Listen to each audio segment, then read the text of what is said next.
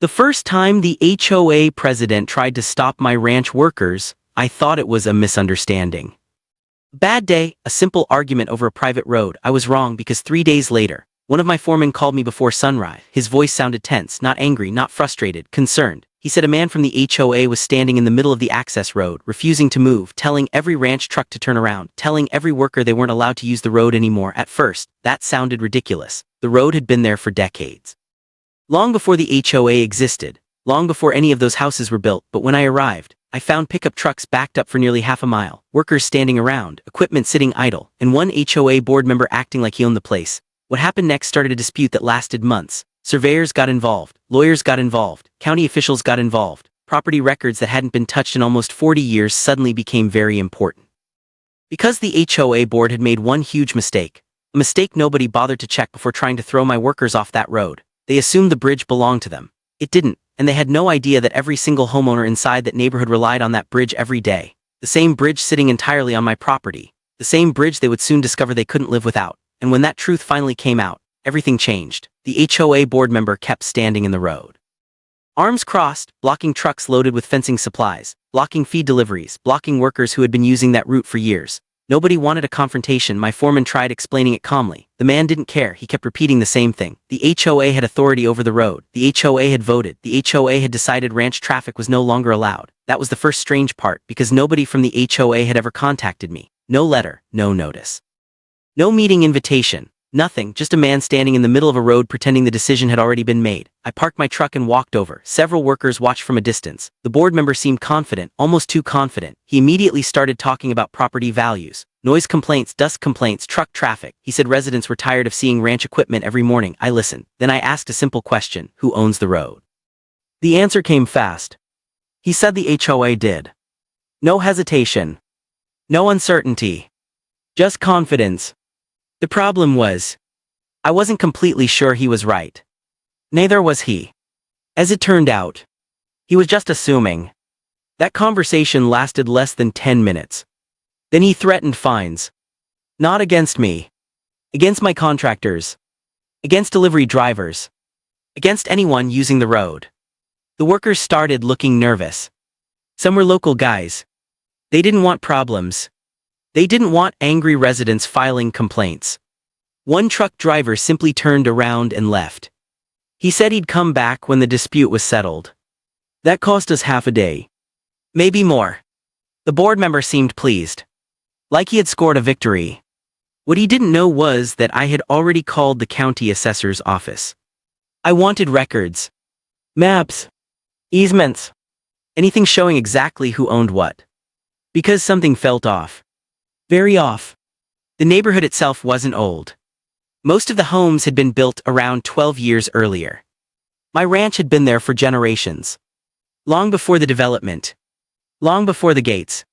Long before the HOA board even existed. That afternoon I drove around the neighborhood. Just looking. Just paying attention. And that's when I noticed something interesting. Every vehicle entering the community crossed the same bridge. Every resident. Every delivery truck. Every landscaping crew. Every emergency vehicle. One bridge. One entrance. One way in. One way out. The bridge connected the county road to the HOA subdivision. Without it, the neighborhood was effectively isolated. At the time, that seemed like an interesting detail. Nothing more. I still assumed somebody had carefully worked out ownership years ago. Surely developers handled things like that. Surely lawyers handled things like that. Surely somebody knew. The next morning another problem appeared. Workers arrived before sunrise. The road wasn't blocked this time. It was worse. Temporary signs had been installed overnight. Large signs. Bright signs. Private HOA road. No ranch traffic allowed. Violator subject to enforcement. My foreman sent photos immediately. The workers were furious. Not because of the signs. Because nobody knew who had authorized them. One employee had worked on the ranch for 22 years. He kept shaking his head, saying none of this made sense. Another worker thought the signs looked brand new. Like they had been rushed into production. Almost homemade. The timing felt deliberate. The HOA wasn't trying to solve a problem. They were trying to establish ownership. At least that was my impression. And impressions matter. Especially when disputes end up in court. By lunchtime, I finally received a call back from the county. The employee sounded cautious. He wouldn't give conclusions over the phone. But he did mention something interesting. Very interesting. The road records weren't straightforward. There were old filings, boundary adjustments, developer agreements, several decades worth of paperwork. Some records had even been amended. That wasn't what I expected. I expected a simple answer. Instead, I got uncertainty. The employee suggested obtaining complete copies. So I did. Then another development hit. A resident from inside the HOA contacted me directly. A retired contractor named Mark. I had met him once before. Friendly guy. No drama. No agenda. At least none that I knew of. He asked if we could talk privately. Not at the neighborhood entrance. Not near the clubhouse. Somewhere else. That immediately got my attention. We met at a diner several miles away. Mark looked uncomfortable. Like someone who regretted getting involved. For several minutes he just stirred his coffee. Looking around. Making sure nobody from the neighborhood was there. Then he finally spoke. He said many residents didn't support what the board was doing. That surprised me. Because the board member at the road had acted like the entire neighborhood was united. Apparently that wasn't true. Not even close. According to Mark, most residents didn't care about the ranch. Some actually liked it. The open land. The horses. The fact that it prevented further development. But there was a smaller group pushing aggressively for restrictions. A very vocal group. And they had recently gained influence within the HOA board. That caught my attention immediately. Because disputes like this rarely start over roads. They start over power. Someone wants control. Someone wants leverage. Someone wants to prove authority. Mark leaned closer. Then he told me something I hadn't expected. A few weeks earlier, during a board meeting, someone had asked about ownership of the bridge. The room apparently went quiet. Nobody knew the answer. Not the board. Not the property manager. Not the residents. Nobody. The discussion ended without a conclusion. I felt a chill run through me. Not because of what he said. Because of what it implied. The people trying to control access might not actually know what they controlled. Mark wasn't finished. He said another board member had privately suggested hiring a surveyor. But that idea never moved forward. Instead, the board began talking about restrictions, rules, enforcement, control, as if ownership had already been settled. That seemed backwards. Very backwards. You determine ownership first. Then you discuss authority. Not the other way around. Before leaving, Mark handed me something. A photocopy. Several pages. Meeting notes. Not official minutes. Personal notes. His own notes. I looked through them in the parking lot. Most were ordinary. Budget discussions. Maintenance issues. Landscaping contracts. Then one line caught my eye. It was written near the margin. Almost like an afterthought. Bridge ownership unclear. Verify before action. I read that line twice. Then a third time. Someone had raised concerns. Someone had warned them. And apparently nobody listened. That evening I returned to the ranch. The sun was going down. The workers were finishing up. Everything seemed normal. Until my foreman pointed toward the bridge. A truck was parked there. Not moving. Just sitting. Watching. I recognized the vehicle. It belonged to one of the HOA board members.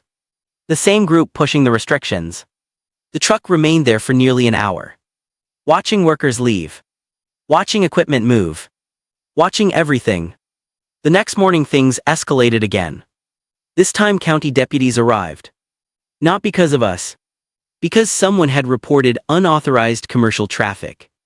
The deputies were professional. Respectful. They listened. They checked documents. Then they left. No violations. No citations. Nothing. But the message was obvious. Somebody was trying to create pressure. Somebody wanted government agencies involved. Somebody wanted trouble. The workers started talking. The neighbors started talking. Even local business owners started hearing about it. And then, late that afternoon, the complete property records finally arrived. Hundreds of pages. Old surveys.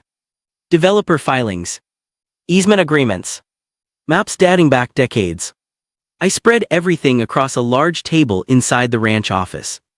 At first it looked like chaos. Lines. Notes. Legal descriptions. Technical language. Hours passed. Then one particular document stopped me cold. I stared at it. Read it again. Then again. Because buried inside those records was something nobody had mentioned. Something nobody had disclosed. Something that could change the entire dispute. And if the document was accurate, the HOA wasn't just wrong about the road. They were wrong about something much bigger. Something sitting directly beneath that bridge. Something sitting directly beneath that bridge. I didn't sleep much that night. The document stayed on my desk. Highlighted. Folded open. Waiting.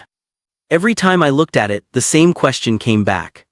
How had nobody noticed this before? The next morning I called a land use attorney. Not because I wanted a lawsuit. Because I wanted confirmation. The records were old. Some dated back decades. I needed someone who understood exactly what they meant. The attorney agreed to review everything. But he warned me about one thing. Old property records can create surprises. Especially when developments are built around existing ranch land. That comment stayed with me. Because surprises were becoming a pattern. By mid-morning another one arrived. A certified letter. From the HOA's attorney. The timing felt deliberate. Almost like they knew I was digging through records. The letter demanded that ranch operations cease using the road immediately. It cited HOA authority. Community safety. Resident complaints. Potential enforcement actions. The language sounded confident. Very confident. But something was missing. Evidence. No survey. No deed references. No ownership documents. Just demands. My attorney noticed the same thing. He read the letter twice. Then looked up. He asked a simple question. Why aren't they proving ownership? I didn't have an answer. Neither did he. That afternoon, several residents began stopping near the ranch entrance. Not to argue. To ask questions. Word was spreading. Fast. A retired firefighter wanted to know whether emergency vehicles could still access the neighborhood.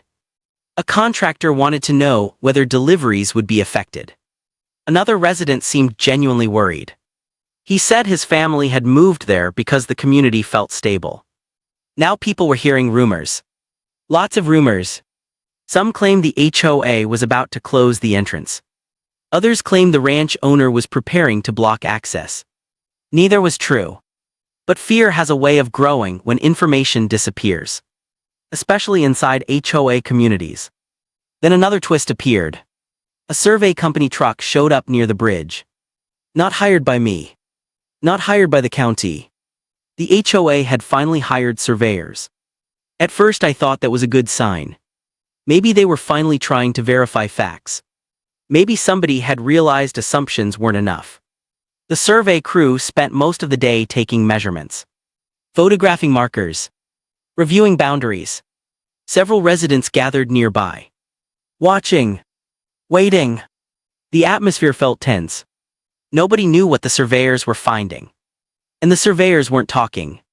Late that afternoon, one of the survey technicians approached me. He couldn't discuss details. But he looked uncomfortable. Very uncomfortable. He asked whether I'd owned the ranch long. I told him my family had owned it for generations. He nodded slowly. Then walked away. That was it. No explanation. No details. Nothing. But his reaction told me something. He had seen something unexpected. The next day the HOA board held an emergency meeting. Attendance was unusually high. Residents filled the room. People stood along walls. Others listened from hallways. Mark called me afterward. His voice sounded different. Less nervous. More concerned. He said the meeting had become heated. Several residents wanted answers. Real answers. Not rumors. Not talking points. One homeowner reportedly asked whether the board had verified bridge ownership before taking action. The room became quiet. Very quiet. Then the board president gave a vague response. No direct answer. No confirmation. No denial. That only made residents more suspicious. Questions kept coming. The board kept avoiding them. By the end of the meeting, people were frustrated. Some angry. Others worried. A few board supporters tried defending the restrictions. But even they wanted proof. Nobody wanted decisions based on guesses. Especially decisions affecting access to an entire neighborhood. Then came another development. And this one changed everything. The attorney reviewing my records called. His tone was careful. Measured. Like someone choosing words very carefully. He said the documents appeared legitimate. Very legitimate. More importantly, the document I'd found wasn't some forgotten note. It was a recorded agreement. Filed years before the subdivision existed. An agreement involving infrastructure. Access. Maintenance responsibilities. And property rights. My stomach tightened. Because I knew what he was implying. The bridge wasn't the only issue. Not even close. The bridge was connected to something larger. Something the HOA board apparently hadn't considered. The attorney advised caution. No announcements. No public statements. Not yet. He wanted additional verification first. That made sense. The last thing I wanted was to make claims before everything was confirmed. Still, the pieces were starting to fit together. And the picture wasn't looking good for the HOA. A few days later, another strange event occurred.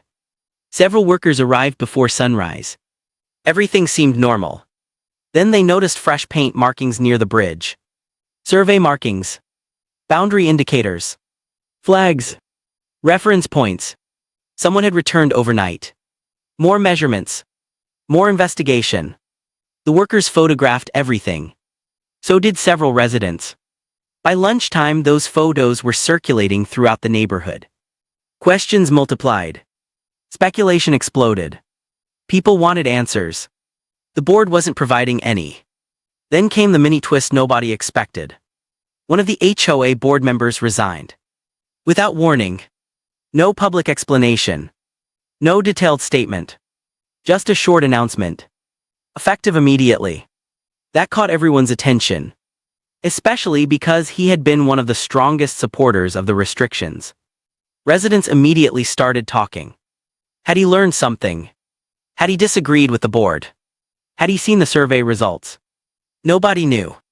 But the timing looked suspicious. Very suspicious. The resignation created panic inside certain corners of the community. People sensed something was wrong. And when people sense trouble, they start asking harder questions. Meanwhile, my attorney continued reviewing records. One afternoon he called again. This time he sounded almost impressed. Not emotional. Just surprised. He said the historical paperwork was unusually clear. Cleaner than most property disputes he handled. That statement got my attention. Because property disputes are usually messy. Conflicting documents. Missing records. Complicated ownership chains. But this situation wasn't becoming more confusing. It was becoming clearer. And clarity wasn't helping the HOA. The following week county officials became involved. Not because of complaints. Because questions had started reaching multiple departments. Road access. Easements.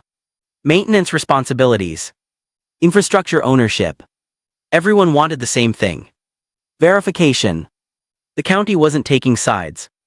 They simply wanted facts. That alone increased pressure on the board. Residents began noticing. The confident attitude from earlier meetings started fading. Board members looked defensive. Careful. Guarded. Like they were waiting for something. Then another resident contacted me. A former civil engineer. He had lived in the neighborhood since the homes were first built. He remembered the original development phase. Construction traffic. Utility installation. Bridge work. Things most people had forgotten. He asked if we could meet. I agreed. We sat inside a small cafe outside town. He brought old photographs. Boxes of them. Pictures taken during construction years earlier. At first they seemed ordinary. Dirt roads. Excavators. Concrete trucks. Then one image caught my eye. The bridge. Still under construction. I leaned closer. There was a sign visible in the background. Partially blocked. Hard to read. The engineer smiled. He had enlarged the image. The sign wasn't from the HOA. The HOA didn't exist yet. The sign identified the project contractor. More importantly, it referenced a permit number. A permit number connected to county records. Records nobody seemed to be discussing. Not yet. The engineer believed those records might answer several questions. Potentially all of them. That night, I sent the permit information to my attorney. The next morning he called back immediately. Immediately. That alone told me something was wrong. Or right.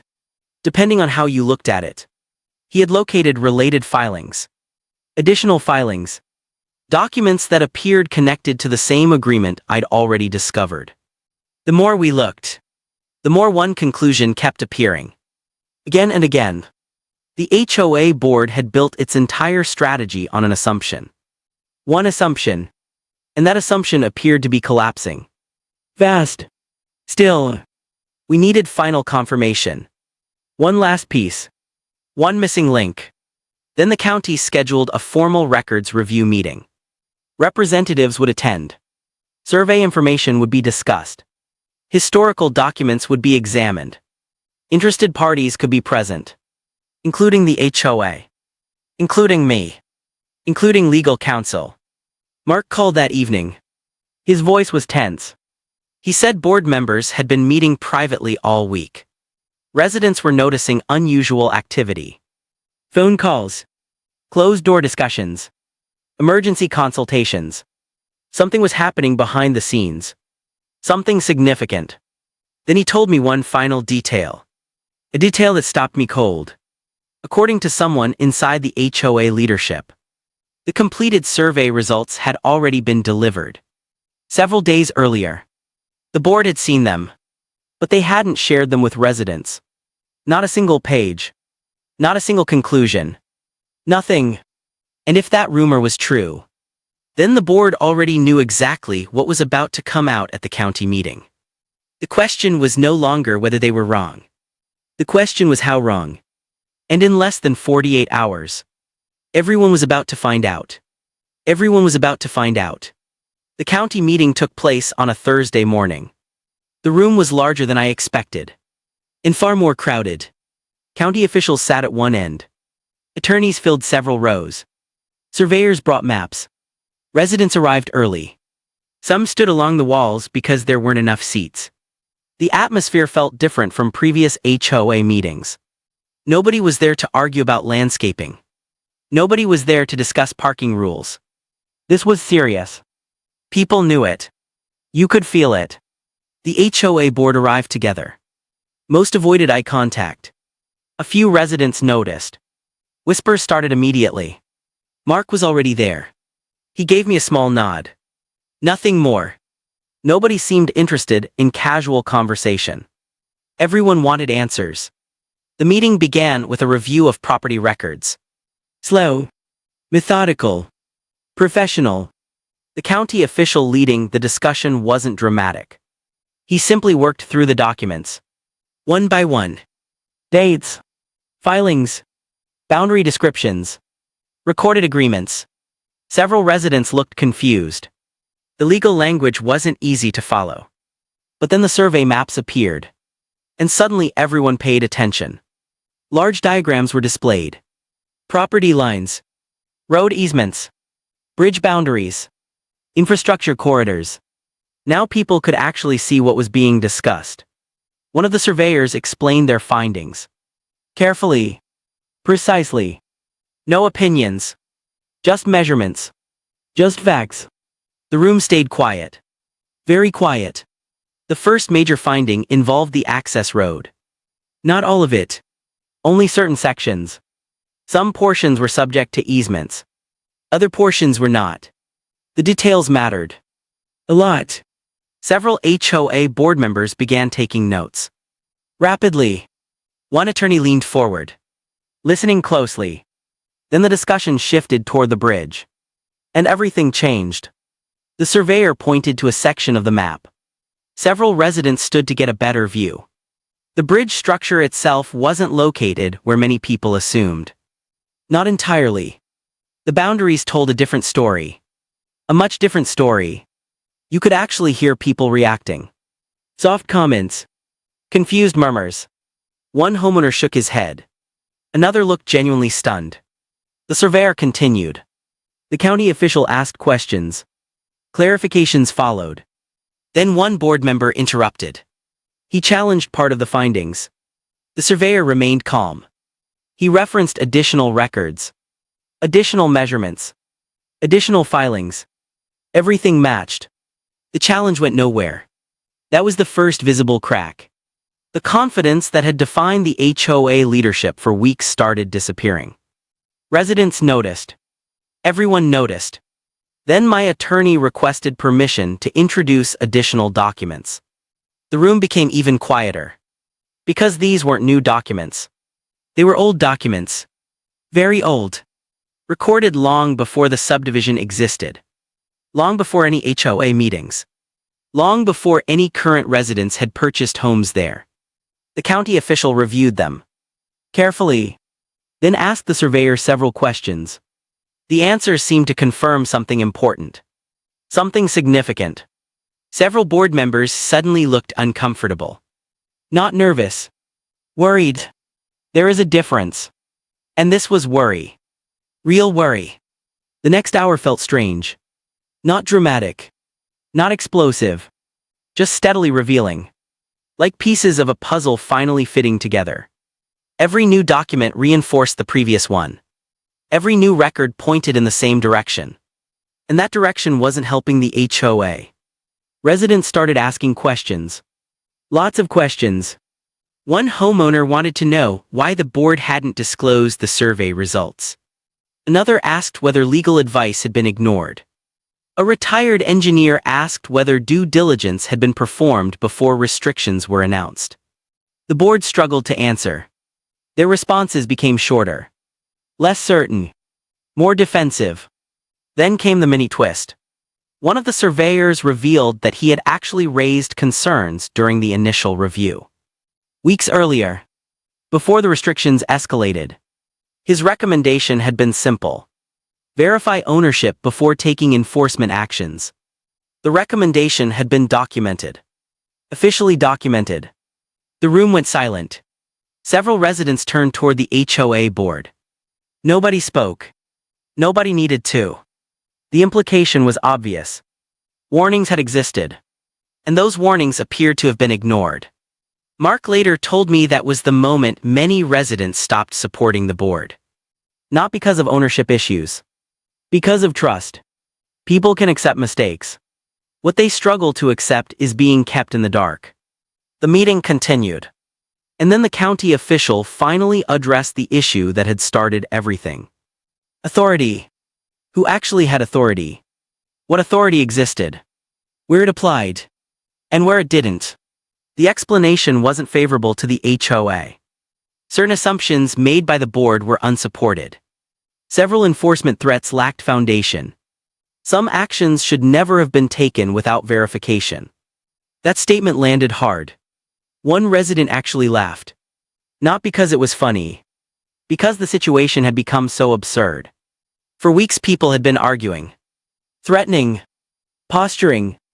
All while key facts remained unverified. Then another development surfaced. One nobody expected. The county had located correspondence from years earlier. Development correspondence. Planning correspondence. Documents exchanged during subdivision approval. Most people had never seen them. Including current board members. Those records referenced long-term access arrangements. Maintenance obligations. Shared responsibilities. The exact details were complex, but the message was simple. The relationship between the ranch property and the subdivision had always been interconnected. Always. The idea that one side could simply dictate terms to the other was unrealistic. Those documents made that very clear. By midday, the room felt completely different. Residents weren't looking at me anymore. They were looking at the board. Waiting. Expecting explanations. The board wasn't prepared for that. Not at all. One board member attempted to shift responsibility. He suggested previous boards may have misunderstood historical records. That explanation didn't help, because current leadership had still acted without verification. Another resident stood up. A former military officer. Calm. Direct. He asked whether the board planned to reimburse legal expenses generated by unnecessary enforcement actions. That question hit hard. Nobody answered immediately. The silence was revealing. Very revealing. Then came another surprise. The resigned board member. The one who had stepped down weeks earlier. He showed up. Nobody expected him. Several residents visibly reacted. Even current board members looked caught off guard. He waited patiently, then requested permission to speak. The county allowed it. What he said changed the tone of the entire room. He confirmed that concerns had been raised internally. Repeatedly. Not once. Multiple times. Verification had been requested. Additional research had been recommended. Outside opinions had been suggested. According to him, leadership believed action was more important than delay. The room erupted into conversations.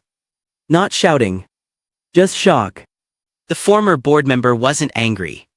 If anything, he sounded disappointed. Like someone watching a preventable mistake unfold in slow motion. His testimony lasted less than 10 minutes. But it carried weight. A lot of weight. When he finished, nobody challenged him. Not even the board. That silence spoke volumes. The county meeting eventually recessed for lunch. People gathered in small groups. Talking. Comparing notes. Trying to process everything. Several residents approached me. Not to argue. Not to complain. To apologize. One homeowner admitted he had assumed the ranch was causing problems. Another said he never realized how dependent the neighborhood was on agreements made decades earlier. The mood had shifted completely.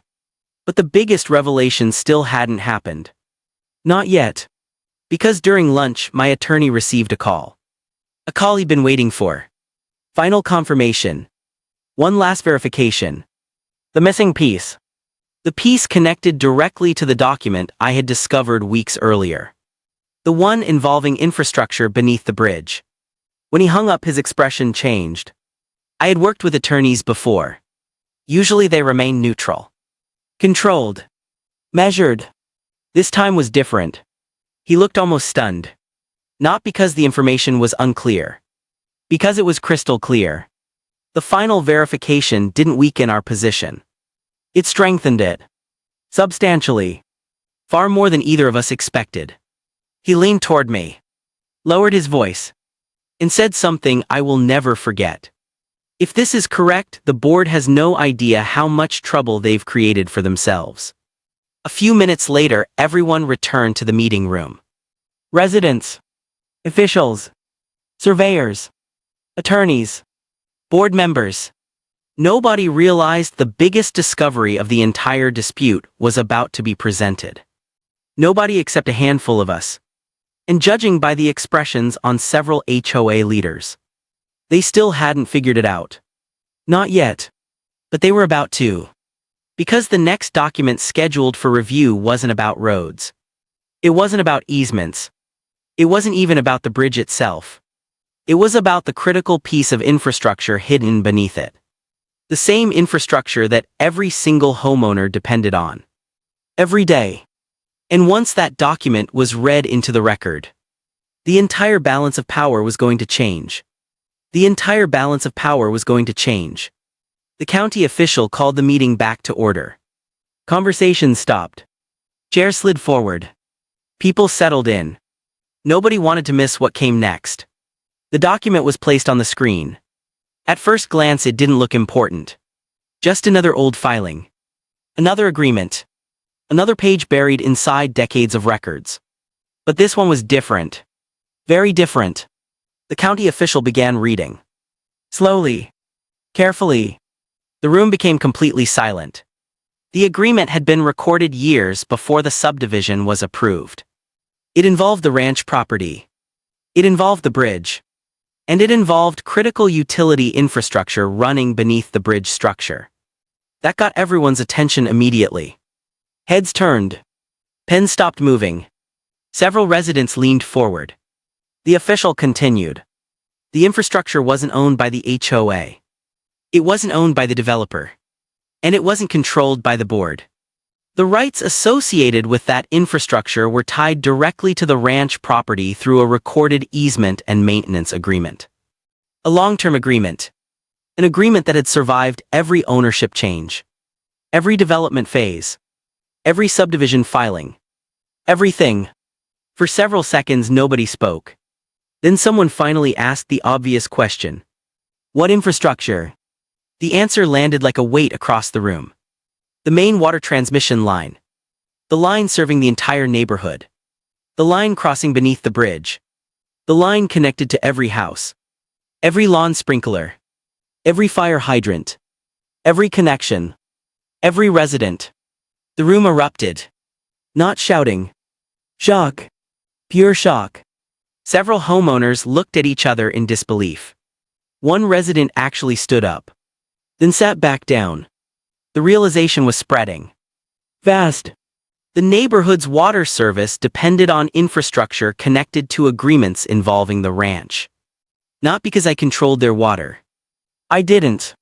But because maintenance access and infrastructure rights were tied to property agreements the HOA leadership had apparently never bothered to review. And that changed everything. The county official clarified the situation immediately. No one was losing water. No one was at risk. The utility remained responsible for service. The agreement simply established access rights and legal responsibilities connected to the infrastructure corridor. Still, the damage was done. Residents now understood the scale of the mistake. The board hadn't merely misunderstood a road. They had ignored documents affecting infrastructure their entire community relied upon. The atmosphere shifted instantly. Every conversation became more serious. Every question became sharper. One homeowner asked whether the board's attorney had reviewed these agreements. No clear answer. Another resident asked whether the survey findings had been withheld intentionally. Again, no clear answer. The board president looked exhausted. Weeks earlier he had stood confidently at meetings. Now he seemed overwhelmed. The facts were no longer moving in his direction. Then another uncomfortable detail emerged. The utility company had apparently been contacted during the original subdivision approval process. The records showed coordination between developers and previous ranch ownership. Everyone involved back then had understood the relationship between the properties. The information wasn't hidden. It wasn't secret. It had simply been forgotten. Or ignored. Neither explanation looked good. The former board member who had resigned sat quietly. Watching. Listening. He never smiled. Never celebrated. But his expression suggested one thing. He had seen this coming. Long before anyone else. The meeting stretched into the afternoon. Questions continued. Documents continued. And with every answer, residents became less interested in blaming the ranch. Instead, they wanted accountability from their own leadership. That may have been the biggest surprise of all. I expected conflict. I expected anger. What I saw instead was disappointment. Deep disappointment. Many residents felt misled. Not because mistakes had happened. Because concerns had been dismissed. Warnings had been ignored. And facts had been treated as obstacles instead of priorities. A week later the fallout began. The HOA formally withdrew every restriction related to ranch traffic. Every one. The signs disappeared. The threats disappeared. The enforcement notices disappeared. Just like that. The road blockages ended. Workers returned to normal schedules. Deliveries resumed. Operations continued. The conflict should have ended there. But it didn't. Because residents still wanted answers. Special meetings were scheduled. Records were requested. Legal expenses were reviewed. Board decisions were questioned. The pressure kept building. Then came another twist. The HOA's attorney issued a recommendation. Not publicly. Internally. Several residents later confirmed its contents. The recommendation was simple. Cooperate. Stop escalating. Repair relationships. Avoid further disputes. For the first time since this started, someone inside the HOA structure seemed focused on solving problems instead of creating them. That recommendation changed the direction of everything. Over the next several months, conversations became productive.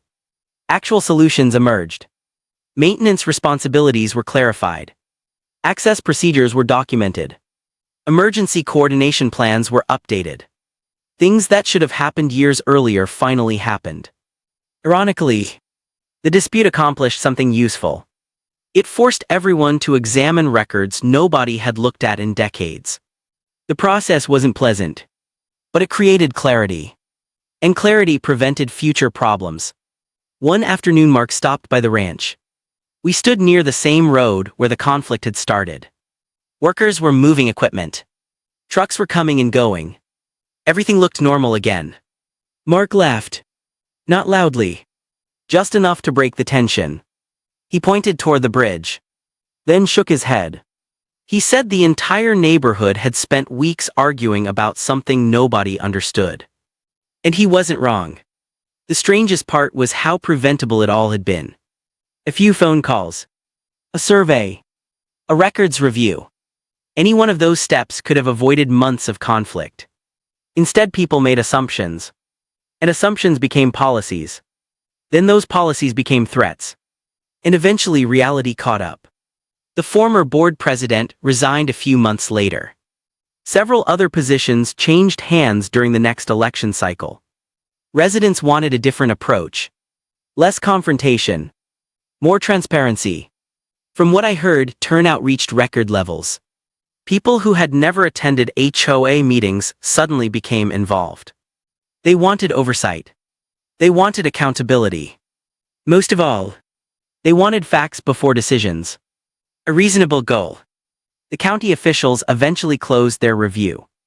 No violations. No enforcement actions. Just documented findings. The records spoke for themselves. Years later, the bridge is still there. The road is still there. The ranch is still operating. And the neighborhood is still standing. Most new residents probably have no idea how close the community came to creating a much larger legal mess. They simply cross the bridge every day. Just like everyone else. Without thinking about surveys, easements, infrastructure agreements, or forgotten property records. And honestly, that's probably for the best. The people who learned the biggest lesson weren't county officials. They weren't attorneys. They weren't surveyors. They were the residents. Because they discovered something every property owner eventually learns. Ownership matters. Records matter. Facts matter. And before anyone starts telling others what they can or can't do, they should probably make sure they understand their own property first. Otherwise, a simple dispute can grow into something much larger. Something expensive. Something embarrassing. And sometimes, something that reminds an entire neighborhood exactly how connected everyone really is. If you enjoyed this story and want to hear more real HOA disputes, property conflicts, and neighborhood battles that took unexpected turns, make sure you're subscribed and join us for the next one.